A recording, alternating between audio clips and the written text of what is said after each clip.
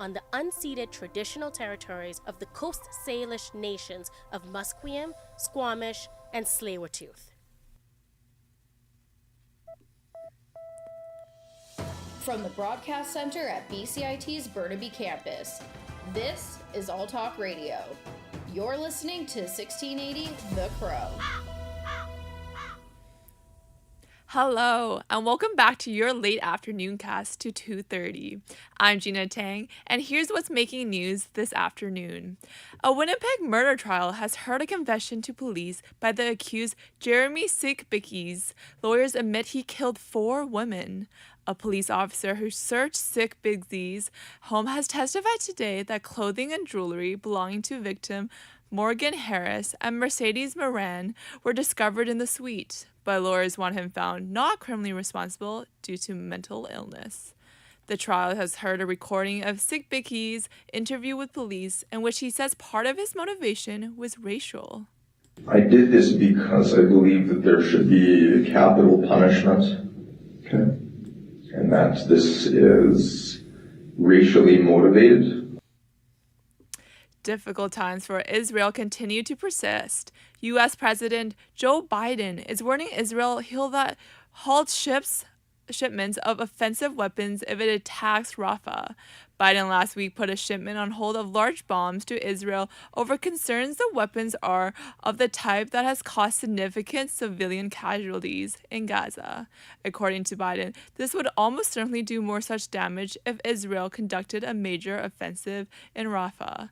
This decision is made after concerns about the more than 1 million civilians sheltering their U.S. National Security Council spokesperson John Kirby defended the move today. Biden argues that his intentions is no means abandoning Israel.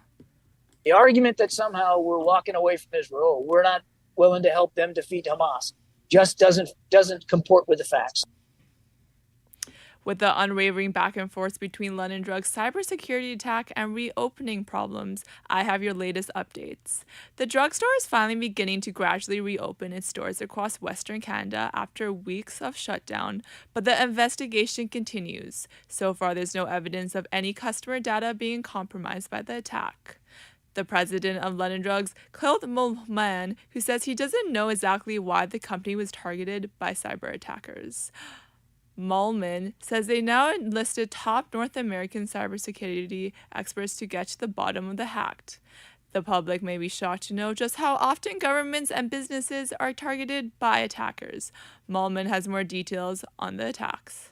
And this is far from unique to London Drugs. Almost every enterprise, whether it be government or private or large public corporations, defends thousands of attacks every day. The threat actors around the world, whether it be phishing attempts or sophisticated cyber attacks, they're constantly probing for weaknesses. Not everyone has an abundance of resources to fall back to. A contributor to homelessness and addiction is the Tri-Cities is the lack of access to information. But as Grace Chen discovers, there are small outreach groups combating the access barrier. McCarthy Weisel is the founder of the Uplifting Group. This organization creates and distributes care packages to people on the streets. The packages right now, they include multiple water bottles, usually it's 2, followed by usually at minimum 2, sometimes 3 or 4, like small snacks. So it can be granola bars, bags of chips, small little kind of items that can be eaten quickly. And then depending on resources, we incorporate hand sanitizers, sort of toiletry items, so toothbrushes, toothpaste, soap, things of that nature. Weisel is passionate about lending a helping hand and wants people to know that these issues are not easily solvable, but require a long-term collaborative process from the community. Grace Chen, BCIT's The Crow. Reporter Grace Chen joins us now. Hello, Grace. Can you please tell me about why access is so vital for the Tri-Cities when it comes to combating homelessness? So first of all, the good thing is that the city of Coquitlam is extremely progressive in that their city website has a vast array of PDF documents where someone who is facing homelessness or addiction can go to find a resource. However, not every organization remembers that oftentimes people facing homelessness and addiction do not have access to the internet with a computer and phone. McCarthy's team then prints out these PDF documents for those who need them. Absolutely. Those are important points to keep in mind. Next up, I want to ask, what is another project the Uplifting Ground has taken on that has been successful? So this past year, they worked on a haunted house project where they smashed their donation record and raised a massive fund for Backpack Buddies that delivers food to disadvantaged youth. What led to their success was social media marketing that unlocked an audience for them. Thank you, Grace. Is there something about working from home making, quote, work environment less stressful and more leisureful?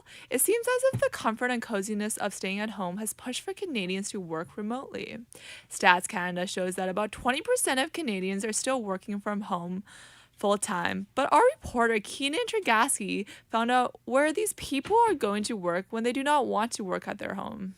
In the Brentwood area, a co-working workshop has been operating for almost a year. Their goal is to provide people who work at home with an alternate space. The second Thursday of every month is a free day for people to decide if they want to commit to working at this office full-time. Jason Wong, the founder of Beta Collective Co-working Workshops, says his goal is to have his office full as often as possible. I'm still relatively brand new business, brand new workspace. At this point, I am at about, I want to say 80% capacity. So my goal is to try to fill it up. I want to fill this space with more clients, with more members to be part of the Beta Collective membership. Wong says people who want to work there full-time can sign up for their monthly membership. Memberships cost a few $100s a month.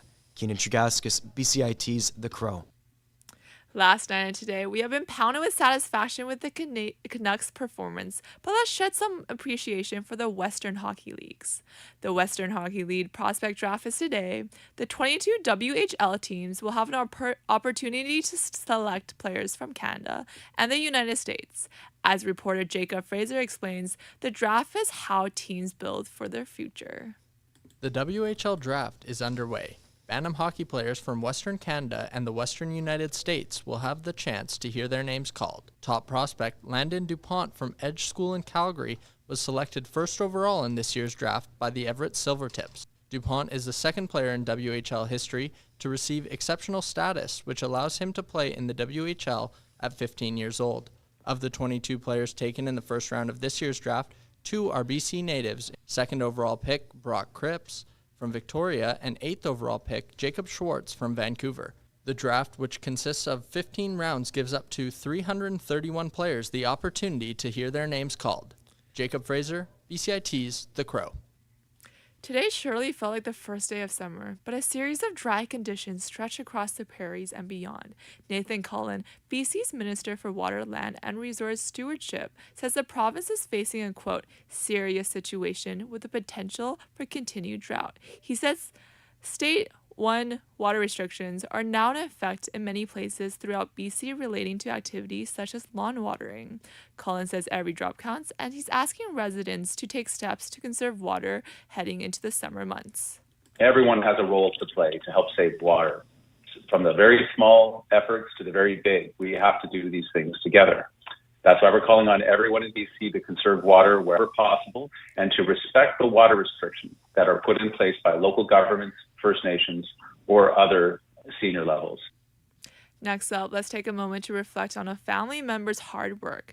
Even a national holiday is dedicated to her. Mother's Day is this weekend, Sunday, May 12, leaving many people scrambling for gifts and favors for the moms in their lives. As Isabella Calisi explains, not every mother gets a chance to take in the holiday. Toya Sue has been a floral designer for the last 25 years. That's 25 years that she hasn't had a relaxing Mother's Day. Sue says that the week leading up to it is the busiest time of year for her family's floral shop. Weeks in advance, they order bows, wrapping, and baskets for their floral designs, and the week of, they're putting together bouquets and other arrangements with freshly cut flowers. For an experienced floral designer like Sue, an arrangement takes anywhere from 5 to 15 minutes to put together. However, the amount of business that the shop gets requires a couple more hands on deck. Along with the regular staff, Sue calls upon her family to help put things together. She says that she doesn't expect flowers or really any presents from her children, but that their company and aid to the family business is all the Mother's Day gift she needs. Isabella Calisi, BCIT's The Crow. On to weather forecast today. It continues to be sunny with clear skies and warm with temperatures approaching a record of 23 Celsius. Thank you for tuning into your afternoon newscast to 2:30. I'm Gina Tang, and you're listening to BCIT's The Crow. Stay tuned for more on BCIT's 1680 The Crow.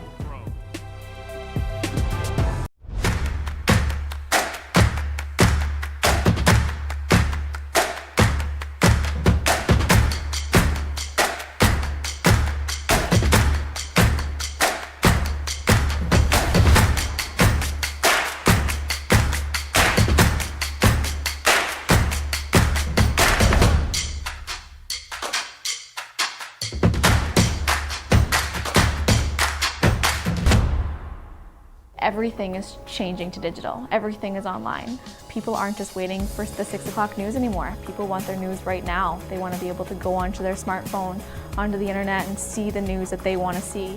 Vancouver is growing at, a really rapid rate, the Lower Mainland even, and with the tools that we're given here, we're able to cover all of that. Welcome to BCIT Magazine. I'm Radhika Sikakane. In the program, they really leave it up to you. I mean, the help is there when you need it, figuring out how to use the programs like Premiere, Audition, and figuring out how to use the cameras. But it's up to you to sort of experiment and figure out what you can do when you go out in the field. They brought candles and flowers to remember the student who lost her life yesterday. Theresa May says the international community condemns Moscow. They really make sure that you know the basics and you are able to put out a quality product. I'm Brady Tretnero. And I'm Radhika Sikakane. Thank you for tuning in to BCIT Magazine.